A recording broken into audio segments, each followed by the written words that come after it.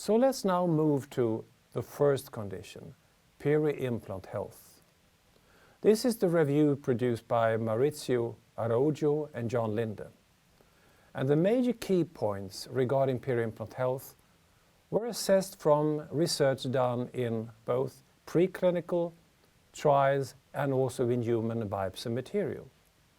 When you look at the features of peri-implant health, it is easy to list the absence of the visible signs of inflammation, such as erythema, swelling, and there should not be any bleeding on probing or any suppuration.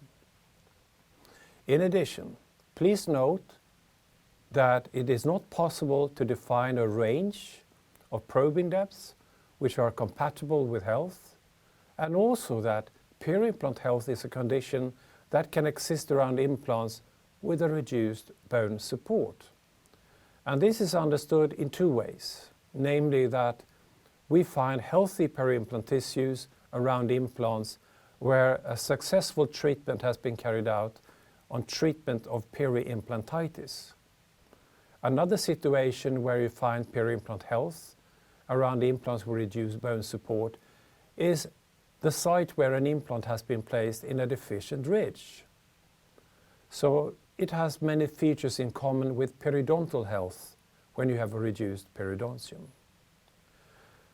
Furthermore, when you look at peri-implant health and addressing the case definition, what the clinicians should use in day-to-day clinical practice to assess the condition peri-implant health. These are the following prerequisites. No visible signs of inflammation, no bleeding or suppuration on probing, no increase in probing depth as compared to previous examinations, and there should be no bone loss, that is, no bone loss beyond the crestal bone level changes that may result from initial bone remodeling. Looking upon research in assessment of epidemiology, the occurrence of peri-implant health, we suggest that the same criteria is used as we use in day-to-day clinical practice.